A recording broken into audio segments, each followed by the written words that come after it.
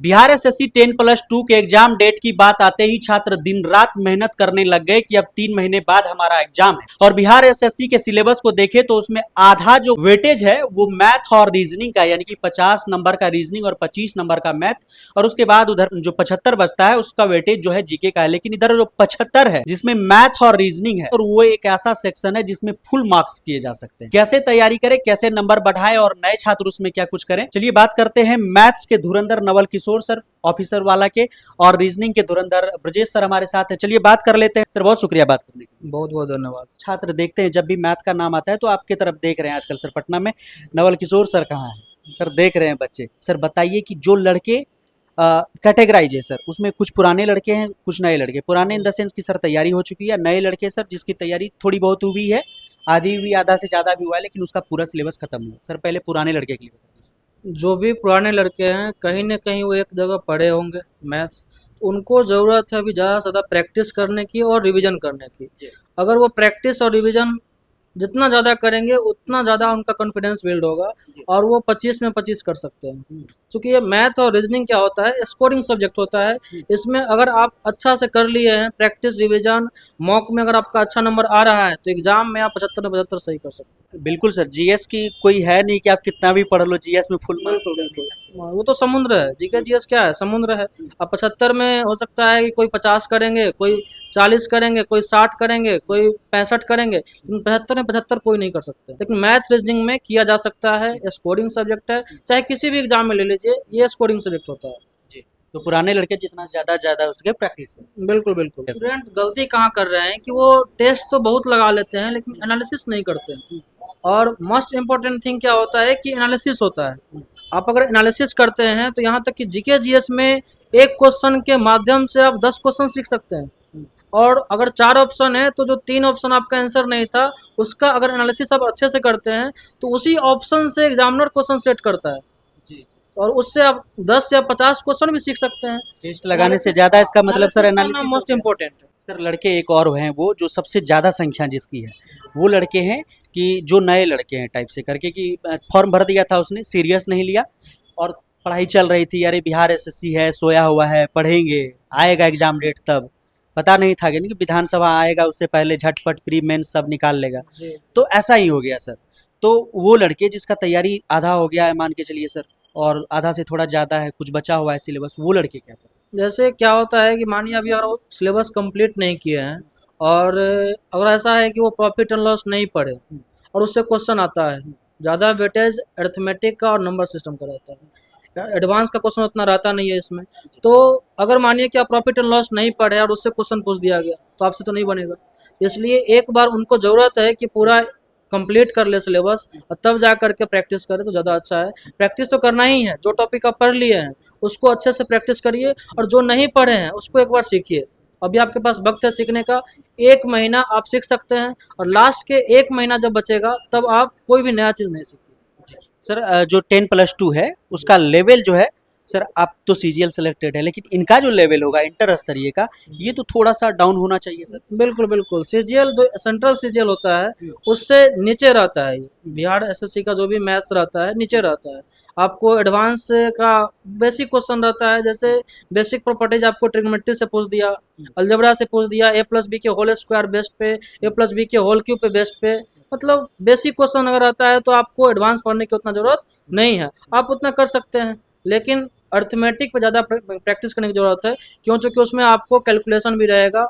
अगर लेवल थोड़ा टफ किया तो आपको टाइम लग जाएगा। तो मेन जो है टाइम मैनेजमेंट करना ज़रूरी है कि आप विद इन टाइम बना रहे हैं कि नहीं बना रहे। तो जो नए लड़के हैं उसको टाइम मैनेजमेंट में तो दिक्कत होगी सर, तो नवल किशोर सर कर रहे हैं उस लड़कों के लिए कुछ? बिल्कुल, उनके लिए हम प्रैक्टिस बैच ला रहे हैं और प्रैक्टिस बैच में हम ट्राई करेंगे कि जो टॉपिक वो नहीं पढ़े हैं उसको जल्दी रिवाइज करा दे ताकि एग्जाम से पहले वो तैयार हो जाए और 100% स्कोर कर पाए। सर कोई सजेस्ट करना चाहेंगे कोई बुक वुक जो इस लेवल के एग्जाम के लिए सफिशिएंट? बुक के लिए जो प्रीवियस ईयर जितना भी आया है उसको आप लगाइए, प्रीवियस ईयर से बाहर मत जाइए। Previous year? हाँ, जब ये टाइम है प्रीवियस ईयर करने का, बाहर कोई भी बुक लीजिएगा आप कंप्लीट नहीं कर पाइएगा, आपका कॉन्फिडेंस बिल्ड नहीं होगा, फिर आप स्कोर नहीं कर पाइएगा। इसलिए प्रीवियस ईयर पे ही टिके रहिए, प्रीवियस ईयर को ही मल्टीपल टाइम्स कर लीजिए, वही आपके लिए काफ़ी है। तो देखिए नवल किशोर सर थे मैथ वाले धुरंधर। अब बात कर लेते हैं ब्रजेश सर से रीजनिंग 50 नंबर का, सबसे ज्यादा 50 नंबर का वेटेज है, 150 में 50 रीजनिंग है।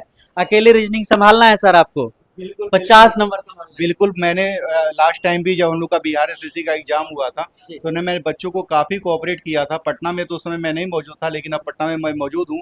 और देखिए 50 नंबर आप देख रहे हैं ना, 50 नंबर मेरे हिसाब से बच्चों का अगर देखेंगे तो लास्ट टाइम जनरल का हम लोगों का 90 के क्वेश्चंस अगर सबके बने थे 150 में, तो 90 नंबर पे सिलेक्शन हुआ था।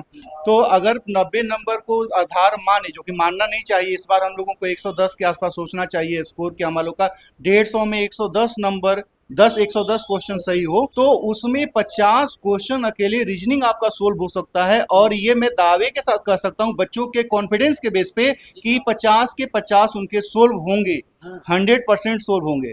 वो हमारे पास तरीका है कि बच्चे उसको कैसे डेवलप कर सकते हैं, क्योंकि हम लोग यहाँ पे देखते हैं कि सीखने की एक अलग सी शैली होती है।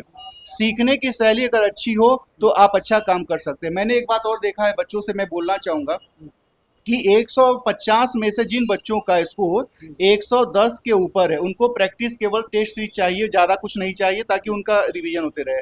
लेकिन वो बच्चे जिनका स्कोर 80 से कम हो रहा है, 80 का मतलब 150 में 80 से कम बन रहा है, 80 क्वेश्चन से कम बन रहा है, उनको कहीं ना कहीं गाइड की जरूरत है।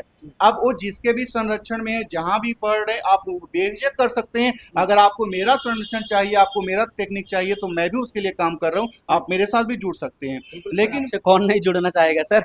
अगर 50 नंबर 50 में 50 आते हैं तो लड़कों का तो सर आधा तो यहीं से नंबर 100%, 110 पे मैंने 90 बोला है लास्ट टाइम, उसमें आप 50% से ज्यादा इसको रीजनिंग से गेन कर सकते हैं। और मैंने कराया है, मैं बोल नहीं रहा हूँ, बच्चे किए हैं। मैं उन बच्चों से भी मिलाऊंगा आपके चैनल पे, और आप देखेंगे कि बच्चे कैसे उत्साहित होकर अपना जॉब लिए हैं, जो सिलेक्ट हो चुके हैं। उनका ये कहना होता है कि सर रीजनिंग में 50 में 50 100% मिल सकता है, अगर बच्चे सही तरीके से प्रयास करें। एक बात और मैं ऐड करना चाहूंगा इसमें, कि बच्चे गलत कहाँ होते हैं। जैसे मान लीजिए नंबर सीरीज आ गया, मिसिंग नंबर आ गया, एनालॉजी का नंबर वाला आ गया, क्लासिफिकेशन हो गया, लेटर सीरीज आ गया, या लेटर का क्लासिफिकेशन आ गया, लेटर का एनालॉजी आ गया, ब्लड रिलेशन हो गया, सीटिंग अरेंजमेंट हो गया, या नॉन वर्बल के कुछ सेक्शंस हो गए। बच्चे हर सेक्शन में प्रॉब्लम में पड़ जाते हैं। किसी किसी का मान लेते हैं, जहां भी आप गाइड ले रहे हैं, अगर प्रॉपर गाइड है तो अच्छी है, नहीं तो आप निश्चित तौर पे एक प्रॉपर गाइड को ढूंढे कि हमारा कौन गाइड करा सकता है। सचिन तेंदुलकर को भी अभ्यास की जरूरत पड़ती थी, उनको भी कोच रखे जाते हैं। तो जो बच्चे बिल्कुल अच्छा नंबर ला रहे हैं, उनको भी कहीं ना कहीं गाइड लेने की जरूरत होती है, और जिनका स्कोर कम आ रहा है उनको तो 100% लेने की जरूरत है, वो जहां भी मौजूद हैं। तो मैं यही कहना चाहूंगा कि आपके जो रीजनिंग के स्कोर है वो 100% ले सकते हैं। और जैसा सर ने कहा कि 75 नंबर का जो सेक्शन है हम लोगों का मैथ और रीजनिंग, 75 में 75 बच्चे ला सकते हैं। तो बाकी चूंकि जीएस का क्या है ना, आप जैसा सर भी ऐड किया, मैं भी अपनी तरफ से ऐड कर देता हूँ कि जीएस में अगर एक पॉइंट याद किए हैं तो उससे एक ही क्वेश्चन बनेगा, लेकिन रीजनिंग में और मैथ में अगर एक वो सेक्शन समझ गए तो उससे 10-20 क्वेश्चन बना सकते हैं। ये रीजनिंग और मैथ का प्रॉफिट है। इसलिए आपको कहा जाता है कि 75 में 75 आ सकता है, लेकिन जीएस में 75 में 75 नहीं आ सकता है। तो जीएस को अगर फोकस करके टाइम भी किल कर रहे हैं तो वही होना है जो होना है। तो ये हम 75 को 100% कंफर्म करें, और जो बाकी हमारा 20-25 बच रहा है रेस्ट अमाउंट, उसको हम जीएस में कन्वर्ट करने का सेक्शन कराओ। जीएस में भी वही पढ़ना चाहिए जो पहले से हमको आता है। हिस्ट्री पहले से आती है, ज्योग्राफी पहले से आती है, तो वही सेक्शन हम करेंगे। हम साइंस की ओर मूव नहीं करेंगे। साइंस हमको आती है तो आर्ट्स की ओर नहीं मूव करेंगे। हम क्यों, हमको रिजल्ट ही लेना है ना, हमको कौन सा कहेंगे विद्वान बनना है, हमको तो विद्वान बनना नहीं है, हमको सिर्फ जॉब लेनी है। इस बात को बच्चों को सोचना चाहिए। तो सर आपने तो पूरा बता दिया खोलकर। सर जो सर से भी मैंने सवाल किया था तो जिन लड़कों की तैयारी पूरी है, जी। तो सर सर ने कहा कि जिनकी तैयारी पूरी है वो टेस्ट लगाओ, जितना ज़्यादा से ज़्यादा सब प्रैक्टिस करो। तो रीजनिंग में भी यही वाला सीन है? बिल्कुल 100%। जिन बच्चों का अगर प्रैक्टिस हो चुका है या कॉन्सेप्ट पढ़ा हुआ है, उन बच्चों को टेस्ट सीरीज में ही शामिल होना चाहिए। और मान लीजिए पटना में वो अवेलेबल नहीं है, तो आप जहाँ पे भी मौजूद हैं तो आप वहाँ पे करिए। पटना में मौजूद है तो आप मेरे पास मूव कर सकते हैं, या जहाँ भी आप मौजूद हैं वहीं पे आप करिए। भागने दौड़ने की जरूरत नहीं है बहुत ज़्यादा, लेकिन उसमें एक चीज़ को ध्यान रखना है कि आपको जो भी क्वेश्चंस बनाना है, सर ने भी कहा, मैं ज़्यादा हिंट कर रहा हूँ उस बात को, कि प्रीवियस ईयर से आपको मूव नहीं करना है। क्योंकि टीचर लोग क्या करते हैं कि मॉडल सेट आपके सामने परोस देंगे, वो आपसे क्वेश्चन बनेगा नहीं, और आप अंदर से उत्साहित हो जाइएगा कि यार मेरे से तो बन ही नहीं रहा है, तो मैं तो कमजोर हूँ। तो वैसे भी पटना में और बाकी जगहों पे चलते हैं जो टीचर स्टूडेंट को ट्रैप करते हैं कि स्टूडेंट कैसे ट्रैप किए जाए। तो प्रीवियस ईयर का तोड़ आज भी कहीं नहीं। कहीं नहीं है, क्योंकि उस वही हमारा बेस कैंप है। अब ये छोटा सा पॉइंट है जो रीजनिंग का, मान लीजिए एक छोटा सा एनालॉजी टॉपिक है,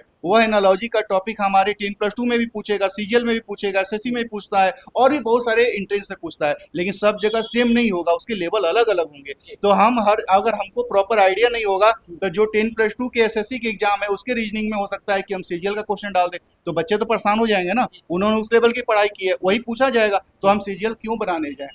तो फिर ये बात सोचना है कि हमको प्रीवियस ईयर से बिल्कुल नहीं भटकना है, प्रीवियस ईयर ही हमारा गाइडर है। मतलब नए स्टूडेंट को भी प्रीवियस ईयर गाइड करके जगह पे ले जाएगा। निश्चित तौर पे नए बच्चों को भी प्रीवियस ईयर ही गाइड करेगा कि हमको कितना बन रहा है। अच्छा, उसमें भी गाइड वो जरूर करेगा कि हमको कैसा कैसा क्वेश्चन आएगा, लेकिन अगर प्रीवियस ईयर में रीजनिंग में अगर आपका 30-32 नंबर आ रहा है तो आपको कहीं ना कहीं सहायता की जरूरत है, लेकिन रीजनिंग में अगर ऑलरेडी आप 40-45 बना रहे हैं तो मेरे हिसाब से आप प्रैक्टिस करो, आपका काम चल जाएगा, उसको बहुत ज्यादा आपको परेशान होने की जरूरत नहीं है। लेकिन मैं ये कहता हूँ कि 50 में 50 भी रीजनिंग में लाया जा सकता है अगर आप मेरे सानिध्य का सहारा लेते हैं तो। जी बिल्कुल सर, अगर आपसे जुड़ेंगे तो 50 तो आएंगे ही।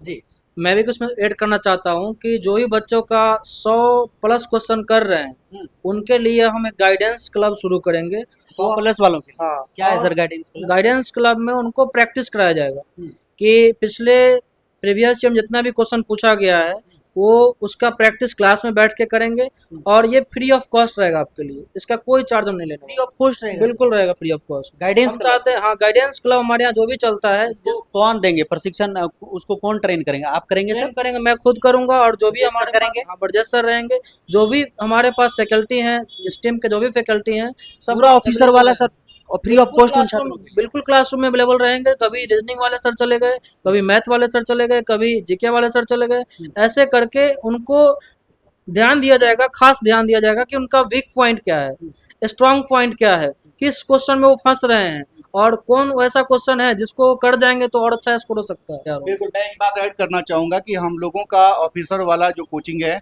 जो हमारी टीम है, मैंने 90 दिन का एक पूरा का पूरा सीक्वेंस डेवलप किया है। हम लोग डिजाइन किए कल रात में बैठ के, सर भी काफी जगह रात भर, कि 90 दिन के अंदर अगर बच्चों के स्कोर 100% लाने हैं मैथ और रीजनिंग के अंदर, जीएस में 100% नहीं हो सकता, तो वो 100% क्या क्या सेक्शन पढ़ ले तो 100% गेन हो जाएगा। हम लोगों ने कल रात में डिजाइन किया है, कोई फुर्सत मिलेगी तो आपके शेयर पे करेंगे बच्चों के सामने। और लेकिन बच्चे हम लोगों के यहाँ मंडे से वो सुविधा शुरू हो रही है, मंडे से बच्चे चाहें तो आसानी से हमारे से मिल सकते हैं, और हम लोग उनको प्रॉपर गाइड करेंगे कि आपके 100% 75 के 75 क्वेश्चन कैसे बनने वाले हैं सर। अगर यहाँ पे 75 बनने लगे टेस्ट में ऑफिसर वाला में, तो वहाँ बिहार एसएससी वाला में भी बने? 100% बनेगा। तो पूरा एनालिसिस करवाएंगे सर? जी बिल्कुल, हम लोग यहाँ जो भी डिस्कशंस होता है जी। वो डिटेल्ड होता है, डिटेल्ड एनालिसिस होता है। एक्सपर्ट टीम हमारे पास, जो भी सिलेक्टेड फैकल्टीज हैं, कोई सीजीएल में सिलेक्टेड हैं, कोई बिहार एसएससी में भी सिलेक्टेड हैं, कोई आपको पटना हाई कोर्ट में सिलेक्टेड हैं, सारे के सारे एक्सपर्ट फैकल्टी हैं यहाँ पे। बहुत शुक्रिया सर। तो देखिए, मैथ के धुरंधर नवल किशोर सर और रीजनिंग के धुरंधर ब्रजेश सर थे हमारे साथ, और बता रहे थे कि क्या करना है कि नंबर बढ़ेंगे। पुराने छात्र क्या करें, सर बता रहे थे।